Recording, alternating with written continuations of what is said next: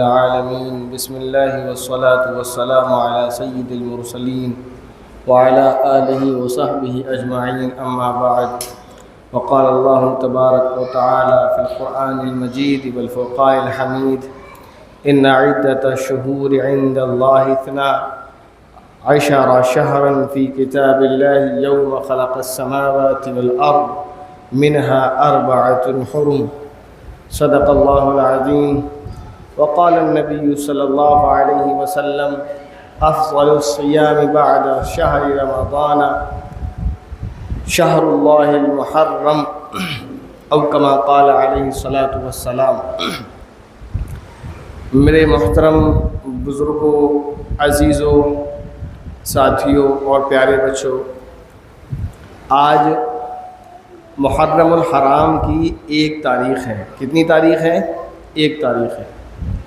اور سن جو چل رہی ہے یہ سن ہے 1447.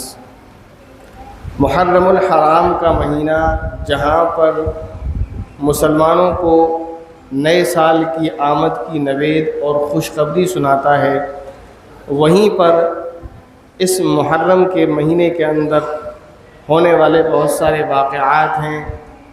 کچھ ایسے ہیں جو ہمیں خوش کرتے ہیں اور کچھ ایسے ہیں جو ہمیں غمگین کر دیتے ہیں. اور اس مہینے میں کچھ کام ہم ایسے کرتے ہیں جس کی وجہ سے ہم اللہ کے سامنے اور اللہ کی ناراضگی کا سبب وہ کام بنتے ہیں. اللہ کے سامنے جب ہم پیش ہوں گے تو پکڑے جائیں گے. ایسے کام ہم کرتے ہیں، انہیں نہیں کرنا چاہیے. سب سے پہلے تو میں نے آپ کو بتایا آج محرم کی 1 تاریخ ہے اور سن 1447 ہے. یہ تاریخ یاد رکھنا ہمارے لیے ضروری ہے، فرض کفایہ کے درجے میں ہے. فرض کفایہ کسے کہتے ہیں اسے سمجھ لیں آپ. فرض کفایہ اس فرض کو کہتے ہیں کہ امت کے ہر ایک فرد پر وہ ضروری ہوتا ہے، ہر ایک انسان پر. لیکن اگر اس میں سے کچھ انسان اس کام کو انجام دے دیں تو وہ سب کے سر سے اتر جاتا ہے. اس کو فرض کفایہ کہتے ہیں. اور فرض عین اسے کہتے ہیں جو ہر ایک پر لازم ہوتا ہے اور ہر ایک کو ہی کرنا ہوتا ہے. تھوڑے سے لوگوں سے یا زیادہ لوگوں کے کرنے سے ہر ایک کے سر سے نہیں اترتا، سب کو کرنا پڑے گا. جو نہیں کرے گا اس کے سر سے نہیں اترے گا. دونوں کی مثالیں سمجھا دیتا ہوں. 5 وقت کی نماز فرض عین ہے، ہر ایک عاقل بالغ مرد اور عورت پر فرض ہے، ہر ایک کو پڑھنا پڑے گا. اگر اس دنیا میں مثال کے طور پر 100 مسلمان ہیں تو 99 مسلمان نماز پڑھ لیں تو ان کی وجہ سے ایک بچ جائے، ایسا نہیں ہوگا. اگر وہ نہیں پڑھے گا تو پکڑا جائے گا. لیکن اس کے بالمقابل فرض کفایہ جیسے جنازے کی نماز، اگر مان لیں مسلمانوں میں 100 لوگ ہیں اور ان میں سے ایک فوت ہو جاتا ہے، 99 بچتے ہیں، اگر 9 لوگ بھی اس کی جنازے کی نماز پڑھ لیں تو باقی 90 لوگوں کے سر سے وہ ذمہ داری اتر جاتی ہے. سمجھا گئی بات؟ یہ فرض کفایہ. تو ایسے ہی اسلامی تاریخ کا یاد رکھنا فرض کفایہ ہے. کیوں ہے اس کو آسان طریقے سے سمجھ لیں. اگر ہم اسلامی تاریخ کو یاد نہ رکھیں اور تاریخ سے مہینہ بنتا ہے، پھر ہم مہینے کو بھی یاد نہیں رکھیں گے، بھول جائیں گے. سمجھ آ رہی ہے بات سمجھ آ رہی ہے؟ بھئی تاریخ یاد نہیں ہوگی تو 1 تاریخ 2 تاریخ 10 تاریخ 15 تاریخ 20 تاریخ اور 30 تاریخ 29 تاریخ کب مہینہ ہو گیا ہمیں پتہ ہی نہیں چلے گا. تو جب ہمیں تاریخ کا پتہ نہیں ہوگا تو مہینے کا نہیں پتہ ہوگا، اور جب مہینے کا نہیں پتہ ہوگا تو ہمیں یہ نہیں پتہ ہوگا کہ محرم کب چلا گیا، کب سفر آیا، اور پھر آگے کب رجب آیا، کب شعبان آیا اور کب رمضان آئے. جب ہمیں یہ پتہ ہی نہیں ہوگا کہ رمضان آ چکے ہیں تو ہم رمضان کے روزے رکھیں گے کیسے؟ سمجھ آ رہی ہے؟ اب رمضان سال میں 30 دن کا ہوتا ہے، ہمیں تاریخ کا پتہ ہی نہ ہو، مہینے کا پتہ ہی نہ ہو تو ہم جب روزے رکھیں گے نہیں تو گناہ گار ہوں گے. تو یہ ذمہ داری تو علماء نے اور کچھ وہ مسلمان ہیں جو علم دوست ہیں، یعنی علم سے تعلق رکھتے ہیں، انہوں نے اٹھا رکھی ہے کہ وہ دلچسپی لیتے ہیں تاریخ کو یاد رکھنے میں. ورنہ اگر ہم اپنے گریبان میں جھانک کر دیکھیں تو ہمیں پتہ ہی نہیں ہے کہ آج کون سا مہینہ چل رہا ہے، کون سی تاریخ ہے، تو بتائیں اگر وہ مسلمان چاہے وہ عالم ہو یا عوام میں سے ہوں، اگر وہ اسلامی سال کی تاریخ کو یاد نہ رکھیں اور یاد اگر رکھیں تو بتائیں نا ہمیں، تو ہمیں معلوم ہو جائے گا کہ رمضان آ گئے؟ بتائیے، کوئی رمضان میں کسی الگ جگہ سے سورج تو نکلتا نہیں ہے، کیا ایسا ہے؟ ایسا تو نہیں ہے نا۔ نہ ہی رمضان میں الگ سے کوئی آسمان پہ کوئی نشانی بنتی ہے کہ جس سے ہمیں پتہ چلے کہ رمضان آ گئے۔ تو اگر امت کے وہ مسلمان جنہوں نے یہ بیڑا، یہ ذمہ داری اٹھا رکھی ہے، اگر وہ اس کو چھوڑ دیں تو مجھے بتائیں ہم آئندہ سال روزہ رکھ پائیں گے؟ بہت زمانوں کو تو چھوڑ دیں، اگر علماء آج سے ہی تاریخ کا یاد رکھنا، لکھنا، بتانا بند کر دیں، علماء ہر مہینے یاد دلاتے ہو 29 تاریخ کو، آج اس مہینے کی 29 تاریخ ہو چکی ہے، لہذا اس مہینے کے چاند دیکھنے کا اہتمام کریں، اور ہر مہینے پھر بتاتے ہیں کہ چاند نظر آ گیا ہے، آج فلاں مہینے کی پہلی تاریخ ہے، ہر مہینے وہ یاد دلاتے ہیں۔ اگر علماء اس کام کو چھوڑ دیں تو ہم اس سال کے رمضان کے روزے بھی نہیں رکھ سکتے صحیح سے، کیونکہ ہمیں پتہ ہی نہیں چلے گا کتنے مہینے 29 کے گزرے، کتنے 30 کے گزرے، تو ہم کیسے اندازہ لگائیں گے؟ اب جب رمضان آئے گا تو وہ کون سے دن آئے گا؟ یا تو ہم رمضان شعبان میں شروع کر دیں گے، یا پھر رمضان آنے کے بھی 2-4 دن بعد شروع کریں گے، تو پہلے ہی سال میں 4-5 دن کے روزوں میں گڑبڑ ہو جائے گی۔ بات سمجھ آ رہی ہے نہیں آ رہی ہے؟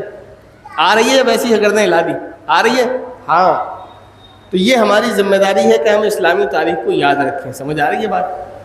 اور نہ صرف یاد رکھیں بلکہ اپنے بچوں کو بھی یاد کرائیں، اور اپنے گھر کا نظام اسی تاریخ سے چلائیں۔ جو شمسی تاریخ ہے، جس کو ہم انگریزی تاریخ بھی کہتے ہیں، وہ بھی ٹھیک ہے، اس سے بھی اپنا نظام چلائیں جو چل رہا ہے، لیکن ساتھ کے ساتھ آپ اسلامی تاریخ، قمری تاریخ، چاند کی تاریخ یاد رکھیں، کیونکہ اسلام میں جو عبادات ہیں وہ کس سے چلتی ہیں؟ چاند سے چلتی ہیں۔ اچھا، آپ کو معلوم ہے ابھی لوگ حج کر کے آئے ہیں، حج کون سے مہینے میں ہوتا ہے؟ کون سے مہینے میں؟ عید کے، بقرہ عید کے، چلو جسے ذوالحجہ کہتے ہیں۔ اب اگر ہم چاند کی تاریخ کو یاد نہ رکھیں یا علماء ہمیں نہ بتائیں تو حج ہو جائے گا صحیح؟ کسی کا بھی حج صحیح نہیں ہوگا۔ سمجھ آ رہی ہے؟ تو یاد رکھیں، تاریخ کا یاد رکھنا کیا ہے؟ ہم سب کی ذمہ داری ہے، ہم سب پہ فرض ہے، لیکن کیا کریں، علماء نے اس فرض کو اٹھا رکھا ہے تو ہم بچے ہوئے ہیں۔ علماء اٹھ جائیں گے تو پھر ہم پٹیں گے، کیونکہ ہمیں تو پتہ ہی نہیں ہوگا۔ سمجھ رہی؟ چلو ایک بات تو یہ ہوگی۔ دوسری بات یہ ہے کہ جیسا کہ میں نے آپ کو بتایا کہ آج 1447 چل رہی ہے، تو یہ شروع کب سے ہوتی ہے؟ اللہ کے نبی صلی اللہ علیہ وسلم کی پیدائش سے، وفات سے، یا نبوت کے ملنے سے، یا کب سے شروع ہوتی ہے؟ اور اس کو شروع کس نے کیا؟ اللہ کے نبی نے، یا حضرت ابوبکر صدیق رضی اللہ تعالیٰ عنہ نے، یا حضرت عمر رضی اللہ تعالیٰ عنہ نے، یا کسی اور صحابی نے، یا کسی اور نے؟ کس نے شروع کیا؟ تو یہ جاننا بھی ضروری ہے۔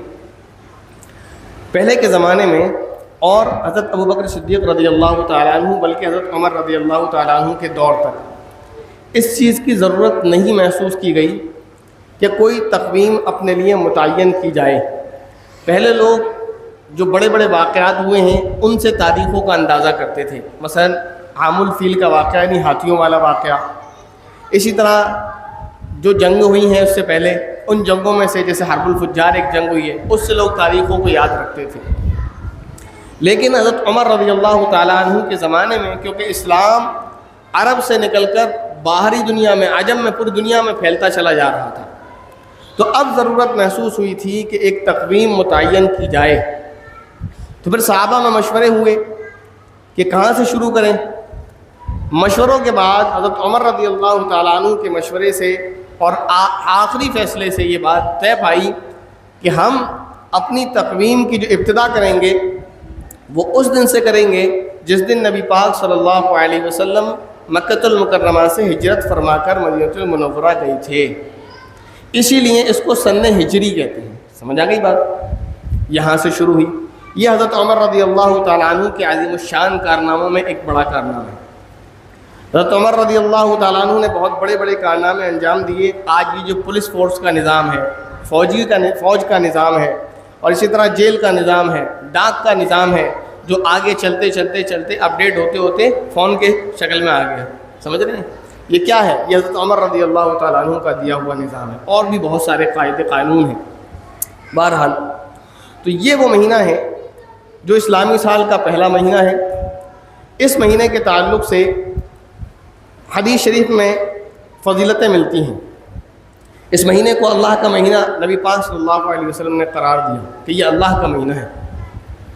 ایک بات اور عرض کرتا چلوں کہ یہ جو مہینے ہیں جنوری، فروری، مارچ، اپریل، یہ جو انگلش کے جو مہینے ہیں، یہ مہینے پہلے سال کے 10 ہوا کرتے تھے، اور یہ سال شروع ہوتا تھا مارچ سے۔ جنوری، فروری بعد میں ایڈ ہوئے ہیں، جبکہ اللہ تعالیٰ کے نزدیک سال کے جو مہینے ہوتے ہیں وہ 12 ہوتے ہیں۔ قرآن پاک میں اللہ تبارک و تعالیٰ نے ارشاد فرمایا ان عدۃ الشہور عند اللہ 12 شہرا، بے شک اللہ کے نزدیک مہینوں کی تعداد 12 ہے، یعنی سال کے 12 مہینے۔ اس سے پہلے جیسے میں نے ابھی عرض کیا، یہ جو مہینے ہیں جن میں ایک سپٹمبر، اکتوبر، نومبر، دسمبر، یہ گنتیاں ہیں، ٹھیک ہے نا، اور باقی جو پچھلے مہینے ہیں جون اور جولائی، یہ جو جس مشرک قوم نے ان مہینوں کے نام رکھے ہیں وہ ان کے دیوی دیوتاؤں کے نام پر ہیں۔ اس پر بھی میں کبھی آگے بات کروں گا۔ اور یہ دنوں کے جو نام ہیں سنڈے، منڈے، ٹیوزڈے، یہ بھی دیوی دیوتاؤں پر نام ہیں، منگل، برہسپت، گرووار، شنیوار، سمجھ آ رہی ہے بات؟ تو یہ سب مشرک قوم نے ان ناموں کو دیا ہے، اور وہ ان کے اپنے دیوی دیوتاؤں کے نام پر ہیں۔ اس پر بھی انشاءاللہ میں بات کروں گا کہ ہمارے دنوں اور مہینوں کے کیا نام ہونے چاہیے۔ بہرحال تو اللہ تعالیٰ فرماتے ہیں کہ اللہ کے نزدیک مہینوں کی تعداد 12 ہے۔ کب سے؟ یوم خلق السماوات والارض، جب سے اللہ تبارک و تعالیٰ نے آسمان اور زمین کو پیدا کیا، اس دن سے۔ ایسا نہیں ہے کہ لوگوں کی طرح کسی کے یہاں 13 مہینے ہیں سال کے تو کسی کے یہاں 10 مہینے، اللہ کے یہاں شروع سے آج تک اور قیامت تک انشاءاللہ 12 مہینے رہیں گے۔ حدیث شریف میں نبی پاک صلی اللہ علیہ وسلم نے ارشاد فرمایا افضل الصیام بعد شہر رمضان، رمضان کے مہینے کے بعد سب سے افضل روزے شہر اللہ المحرم، اللہ کے مہینے محرم کے روزے ہیں۔ محرم کو اللہ کا مہینہ قرار دیا، یہ اس کی ایک عظمت ہے۔ دوسرا کہ رمضان کے بعد سب سے افضل روزے محرم کے مہینے کے۔ تیسری فضیلت اس کی جو آیت میں نے پڑھی، اسی میں اللہ تبارک و تعالیٰ فرماتے ہیں منہا اربعۃ حرم، کہ ان 12 مہینوں میں 4 مہینے عظمت والے ہیں۔ مفسرین فرماتے 4 مہینے کون سے ہیں؟ 3 تو یہ لگاتار ہیں، ایک ذوالقعدہ، ذوالحجہ اور محرم، یہ 3 لگاتار ہیں، اور ایک ہے رجب جس کو لوگ کنڈوں کا مہینہ کہتے ہیں۔ یہ 4 مہینے عظمت والے ہیں۔ اس کا کیا مطلب ہے؟ تفصیل میں نہ جا کر مختصر یہ سمجھیں، یہ وہ مہینے ہیں 4 جن میں نیکی کرنے کا ثواب دوسرے مہینوں کے مقابلے میں زیادہ ہے، اور گناہ کرنے کا گناہ بھی دوسرے مہینوں کے مقابلے میں زیادہ ہے۔ سمجھ آ رہی ہے بات؟ تو اس مہینے کے روزے کی کیا فضیلت ہے؟ یہ تو سمجھ آیا کہ رمضان کے بعد سب سے افضل روزے ہیں۔ حضرت ابن عباس رضی اللہ تعالیٰ عنہ فرماتے ہیں کہ محرم کے ایک دن کے روزے کے بدلے میں 30 روزوں کا ثواب اس کے لیے لکھا جاتا ہے۔ جو محرم کے ایک دن کا روزہ رکھے گا اس کے لیے کتنے لوگوں کا دن کا ثواب لکھا جاتا ہے؟ 30 دن کا ثواب۔ یہ بڑی فضیلت ہے۔ اسی طرح محرم کی 10ویں تاریخ کا جو روزہ ہے، عاشورہ کا روزہ جس کو کہتے ہیں، اس کی بڑی فضیلت ہے۔ جو شخص عاشورہ کے دن کا روزہ رکھے گا محرم کی 10ویں تاریخ کا، اس شخص کے اللہ تبارک و تعالیٰ پچھلے گناہوں کو معاف فرما دیں گے۔ اور میں نے بارہا بتایا ہے اس طرح کی احادیث جو ملتی ہیں جن میں گناہ کے معاف کرنے کے حوالے سے فضیلت ملتی ہے، جتنی بھی احادیث ہیں اس میں گناہ صغیرہ ہی مراد ہوتے ہیں، گناہ کبیرہ مراد نہیں ہوتے، کیونکہ گناہ کبیرہ بغیر توبہ کے معاف نہیں ہوتے۔ تو ایک فضیلت تو یہ ہے عاشورہ کے روزے کی کہ اگر محرم کی 10ویں تاریخ کا کوئی روزہ رکھے گا تو کیا ہوگا؟ اس کے پچھلے 1 سال کے گناہ اللہ تبارک و تعالیٰ معاف فرما دیں گے۔ یہ کوئی چھوٹی فضیلت نہیں ہے، یہ بھی بہت بڑی فضیلت ہے، اس لیے رکھنا چاہیے۔ لیکن ایک بات کا خیال رکھنا چاہیے، نبی پاک صلی اللہ علیہ وسلم نے محرم کی 10ویں تاریخ کا روزہ رکھا تو صحابہ نے نبی پاک صلی اللہ علیہ وسلم کو بتایا کہ یہودی بھی اس دن روزہ رکھتے ہیں۔ یہودی کیونکہ اہل کتاب ہیں، موسیٰ علیہ السلام کے ماننے والے ہیں، تو وہ بھی جس وقت موسیٰ علیہ السلام تھے اس وقت تک وہ مکمل اور کامل دین پر، کامل شریعت پر عمل کرنے والے تھے۔ اس کے بعد عیسیٰ علیہ السلام آئے تو ان کو اور ان کے احکام کو ماننا لازم ہو گیا. جس نے مانا وہ جنتی، جس نے نہیں مانا وہ جہنمی. پھر اس کے بعد جب نبی آخر الزمان صلی اللہ علیہ وسلم آئے تو آپ کے بعد آپ کو اور آپ کے احکام کو ماننا لازم اور ضروری ہو گیا. جس نے مانا وہ جنتی، جس نے نہیں مانا وہ جہنمی. تو نبی پاک صلی اللہ علیہ وسلم نے فرمایا کہ اگر میں آئندہ سال حیات رہا تو کیا کروں گا کہ ایک دن اس سے پہلے یا پھر ایک دن اس کے بعد ایک روزہ اور رکھوں گا، تاکہ کیا ہو جائے، یہود کی مخالفت ہو جائے. اور فرمایا بھی کہ عاشورہ کا روزہ رکھو اور یہود کی مخالفت کرو، اس طرح کہ اس سے ایک دن پہلے روزہ رکھ لو یا ایک دن بعد میں روزہ رکھ لو. سمجھ آئی بات؟ تو بہتر اور افضل یہ ہے کہ محرم کے 2 دن کے روزے رکھے جائیں. ایک دن پہلے کا رکھ لیں، پہلے کا نہیں رکھ سکے تو ایک دن آخری کا بعد کا رکھ لیں. لیکن ایک بات سمجھنے کی ہے، علماء نے اس حدیث کی ضمن میں لکھا تھا کہ ایک روزہ رکھنا یہ مکروہ عمل ہے، کیونکہ اس میں یہودیوں سے مشابہت بھی آتی ہے.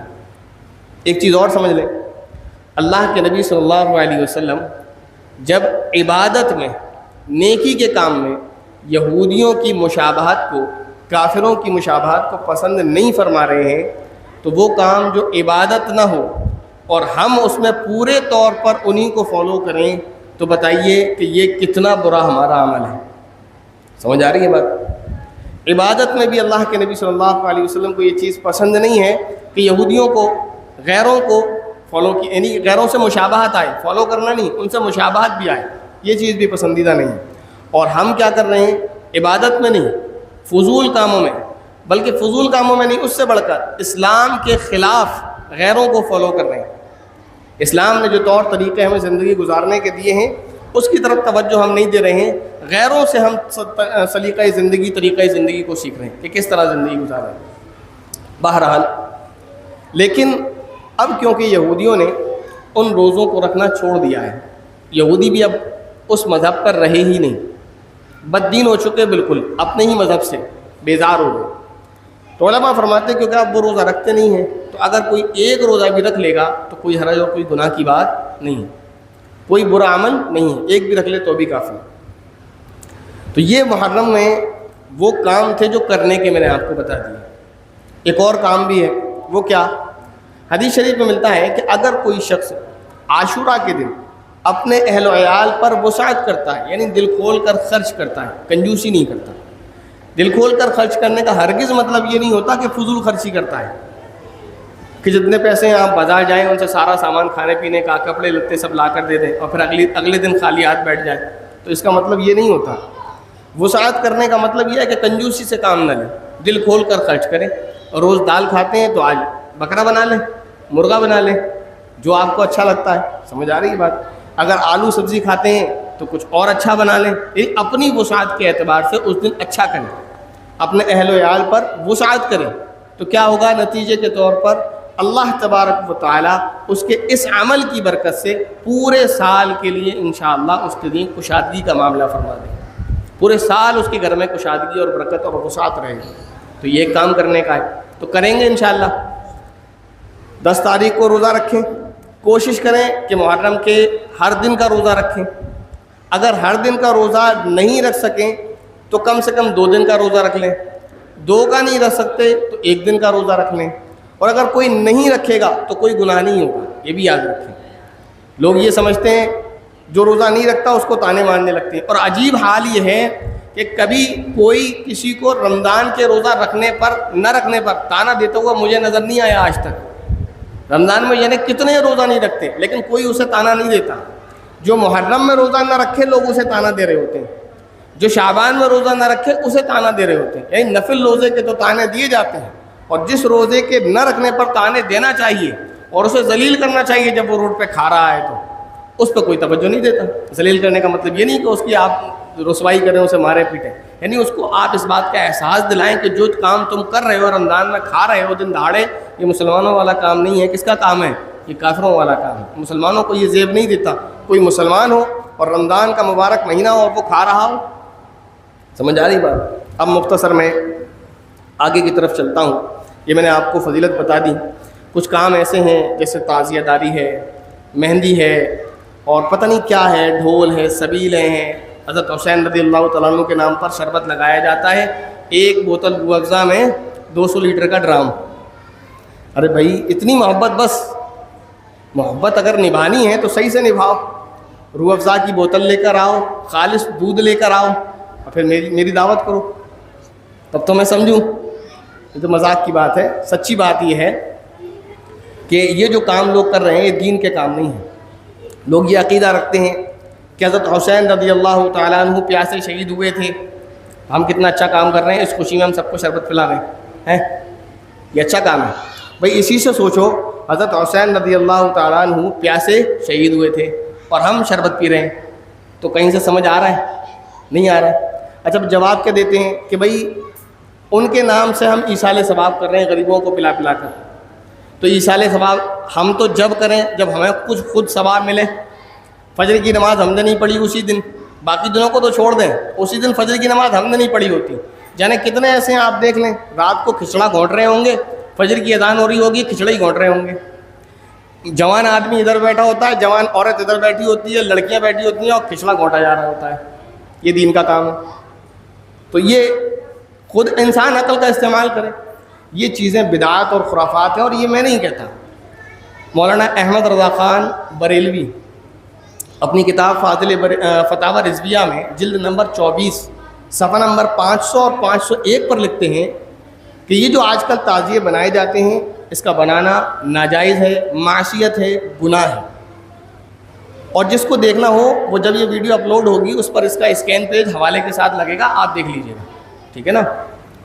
تو یہ میں نہیں کہہ رہا، یہ سب ناجائز کام ہے، تعزیہ بنانا، وہاں جا کر مرادیں مانگنا، اگربتی جلانا، بچوں کو وہاں جھکانا، اور اس سے زیادہ بے غیرتی پھر میں ابھی کہوں گا، پھر لوگ کہیں گے ایسی باتیں کرتے ہو۔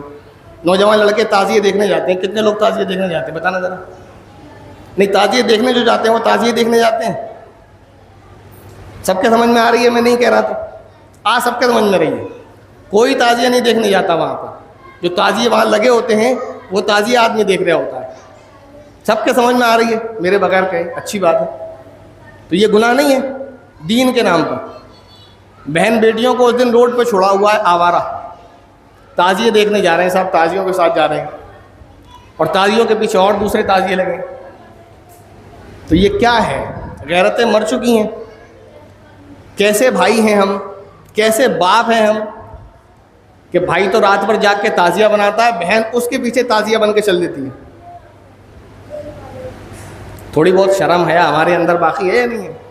میں کہہ رہا ہوں تو کسی کو بری لگ جائے گی کہ ایسی بات کر رہے ہیں ممبر پر بیٹھ کر، تو حقیقت ہے نہ تو دیکھ لیں آپ جب 10 تاریخ آئے گی، اگر ایسا نہ ہو تو جو سزا آپ جہاں دینا چاہیں وہاں مجھے وہ سزا دے دیجیے گا، میں تیار ہوں قبول کرنے کو۔ میں تو چیلنج کر رہا ہوں، میری بات کو غلط ثابت کریں آپ، اسی سال تعزیے نہ بنائیں، نہ نکالیں بہن بیٹیوں کو گھر سے باہر اور مجھے سزا دے دیں۔ لیکن میں پھر بھی کہہ رہا ہوں، پھر بھی نکالیں گے، تعزیہ بنائیں گے، بہن بیٹیوں کو تعزیہ بنا کر نکالیں گے، ٹھیک ہے، مرضی ہے۔ یہ سب ناجائز کام ہے، بدعات اور خرافات ہیں، ان سے بچنا چاہیے۔ ان چیزوں کی اصل نہ صحابہ کے زمانے میں تھی نہ تابعین کے زمانے میں تھی۔ ان چیزوں کو شروع کرنے والے وہ لوگ تھے جو مسلمانوں میں بدترین لوگ تھے، جن کو دین سے کوئی واسطہ نہیں تھا۔ آج کے مسلمانوں کے لیے میں اگرچہ یہ لفظ نہیں کہہ سکتا ورنہ فتنہ ہوگا، لیکن حقیقت بات یہ ہے، ایمانداری کی بات یہ ہے اور سچی بات یہ ہے، دل پر ہاتھ رکھ کر بتائیں، جو تعزیہ بنانے والے ہوتے ہیں ان کی کتنوں کے چہرے پر داڑھی ہوتی ہے، کتنے نماز کے پابند ہوتے ہیں۔ اور میں تھوڑا سا آگے بڑھ جاؤں، اگر یہ تعزیہ داری دین کا کام ہے تو بتائیں اس مسلک کے مولوی جو گلے پھاڑ پھاڑ کر تعزیے بنواتے ہیں، کبھی خود ایک تعزیہ آج تک کیوں نہیں بنایا؟ مجھے بتائیے، اور بنایا ہو تو میرے سامنے لائیے۔ آپ لوگوں کی داڑیاں سفید ہو چکی ہیں۔ آپ نے اگر دیکھا ہو پورے فیروز آباد میں کسی محلے میں کہ ہماری فلاں مسجد کے فلاں مولوی صاحب نے آج تعزیہ بنایا تھا، تو مجھے بتائیے، دیکھا ہے آپ نے کسی نے آج تک؟ پھر بتائیے نا۔ تو دین کا ایسا کون سا کام ہے کہ جس کو بتانے والا مولوی خود نہ کرتا ہو؟ میں آپ کو بتا رہا ہوں، نماز پڑھنا فرض ہے، میں پڑھتا ہوں، پڑھوں گا، اور نہیں پڑھوں گا تو گناہگار سمجھتا ہوں، نہ پڑھوں تو آپ مجھے ٹوکیے، ذلیل کیجیے، ملامت کیجیے کہ آپ کیسے عالم نماز نہیں پڑھتے۔ میں روزہ نہ رکھوں رمضان میں، آپ مجھے روڈ پر ذلیل کیجیے کہ شرم نہیں آتی آپ کو، روڈ پر کھا رہے ہو، عالم کہلاتے ہو اپنے آپ کو۔ میں قرآن پڑھنے کو عبادت کہتا ہوں، اگر قرآن پڑھنا بند کر دوں اور نہ پڑھوں تو آپ مجھے ٹوکیے۔ جتنے دین کے کام ہیں بتانے والا اس کو پہلے خود کرتا ہے۔ یہ عجیب دین کے کام ہیں، محرم کا کھچڑا ہو، محرم کی سبیل ہو، محرم کے تعزیے ہوں، رجب کے کنڈے ہوں اور شعبان کا حلوہ ہو، ایک مولوی اس کام کو نہیں کرتا۔ آپ لوگ بیٹھے ہیں، بتائیے نا مجھے، کبھی آپ نے سنا فیروز آباد کی مسجد کے فلاں مولانا صاحب نے آج حلوہ بنایا تھا؟ سنا؟ ارے بولتے نہیں یار، سنا ہے کبھی؟ نہیں سنا نا، تو بس مولوی صاحب کھانے کے لیے رہ گئے۔ مولوی صاحب کو پورے 12 مہینے کھلاتے رہو، محرم میں شربت اور پھر کھچڑا اور پھر اس کے بعد چہلم میں وہ فاتحہ اور پتہ نہیں کیا کیا، وہ پورے 12 مہینے کا پروگرام سیٹ کر کے رکھا۔ اس سب پیٹ کا معاملہ ہے، سمجھ آ رہی ہے؟ یہ دین کا معاملہ نہیں ہے، کس کا معاملہ ہے؟ پیٹ کا معاملہ ہے۔ تو جس کو یہ سمجھ کر کرنا ہے کہ یہ دین نہیں ہے وہ شوق سے کرے، لیکن اگر کوئی اسے دین سمجھ کر کرتا ہے تو میں بتا دوں آپ کو، اسلام میں صرف 2 ہی تہوار ہیں، ایک عید الفطر اور دوسرا عید الاضحیٰ، اور دونوں تہوار عبادت کے ساتھ خاص ہے۔ مجھے بتائیے، اگر کوئی شخص عید الفطر کی نماز نہ پڑھے وہ یہ کہہ سکتا ہے کہ میں نے عید بنائی؟ کتنا ہی اچھا کپڑا پہنے، کہہ سکتا ہے؟ نہیں کہہ سکتا۔ اسی طرح کوئی اگر عید الاضحیٰ پر پیسہ اور وسعت ہونے کے باوجود قربانی نہ کرے اور وہ آپ سے کہے کہ میں نے عید منائی، آپ مان لیں گے؟ نہیں مانیں گے نا۔ تو یہ کون سے تہوار ہوتے ہیں جس میں فجر کی نماز غائب ہو جاتی ہے؟ محرم کے مہینے میں کوئی نہیں پڑھتا، باقی پڑھتے نہیں، وہ ایک چیز الگ ہے، لیکن آپ فجر کی نماز پڑھنے کے لیے آئیں گے، اپنی آنکھوں سے دیکھیں گے، جگہ جگہ گلیوں میں دیگیں لگی ہوں گی، مرد اور عورت بیٹھے ہوں گے، اور آپ واپس جائیں گے تب بھی وہ بیٹھے ہوں گے، کوئی نماز نہیں پڑھتے۔ اور پھر آگے چل کر ربیع الاول کے مہینے میں بڑی دھوم دھام سے جلوس نکالا جاتا ہے نبی پاک صلی اللہ علیہ وسلم کی محبت میں۔ محبت کرنا چاہیے، جو محبت نہیں رکھتا نبی پاک صلی اللہ علیہ وسلم سے وہ مومن نہیں ہے۔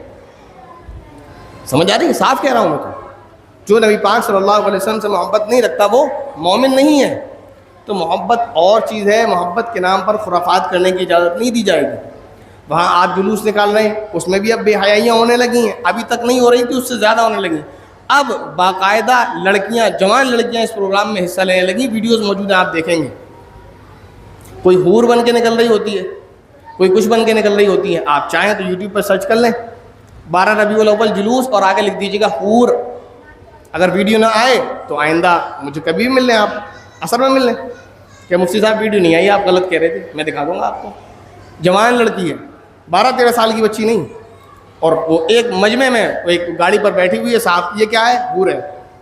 اب 12 ربیع الاول پر حوریں بھی اترنے لگی۔ تو ٹھیک ہے، کسی نے کیا خوب ہی کہا تھا، اس آخری بات کو میں کہہ کر بات ختم کر رہا ہوں۔ بدعت کبھی بانج نہیں ہوتی، بدعت کبھی بانج نہیں ہوتی۔ جب ایک بار بدعت شروع کر دی تو اب اس میں اضافے ہوتے چلے جائیں گے۔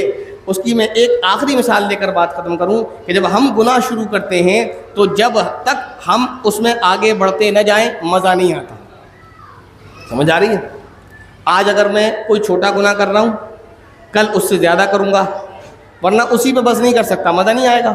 کل تک تو یہ کر ہی رہا تھا، تو یہ کرتا رہتا ہے آدمی، گناہوں میں آدمی بڑھتا چلا جاتا ہے، کیونکہ پرانے کاموں میں اس کو مزہ نہیں آتا، پھر اس کو کچھ نیا چاہیے ہوتا ہے، نیا، پھر ہر دن نیا، اور پھر اس طرح دین میں خرافات پیدا ہوتی چلی جاتی ہیں، اور دین کا بیڑا غرق ہو جاتا ہے ان لوگوں کا جو ان چیزوں میں مبتلا ہو جاتے ہیں۔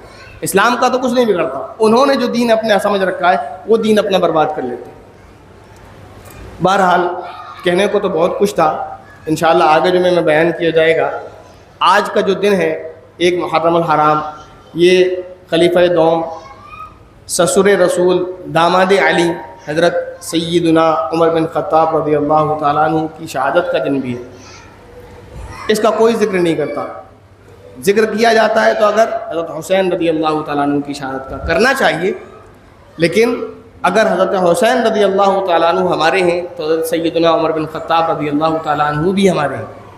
شیعوں کی طرح رویہ نہیں ہونا چاہیے کہ شہادت حسین کا ذکر تو ہو جو 10 محرم کو ہی ہے، لیکن شہادت عمر بن خطاب رضی اللہ تعالیٰ عنہ کا ذکر نہ ہو جو 1 محرم کو ہی ہے، تو ایسا نہیں ہونا چاہیے۔ بہرحال موقع نہیں ہے، سوچا تھا کہ آج اس کو بیان کریں گے، انشاءاللہ اگلے جمعے میں یہ دونوں کو کور کرنے کی کوشش کی جائے گی۔ اللہ تبارک و تعالیٰ سے دعا ہے کہ اللہ تعالیٰ ہمیں ان تمام خرافات، بری عادتوں سے محفوظ فرمائے، اور دین کی بات کو صحیح طور پر کہنے کی، سمجھنے کی، سننے کی اور اس پر عمل کرنے کی توفیق نصیب فرمائے، آمین۔ وآخر دعوانا الحمدللہ رب العالمین۔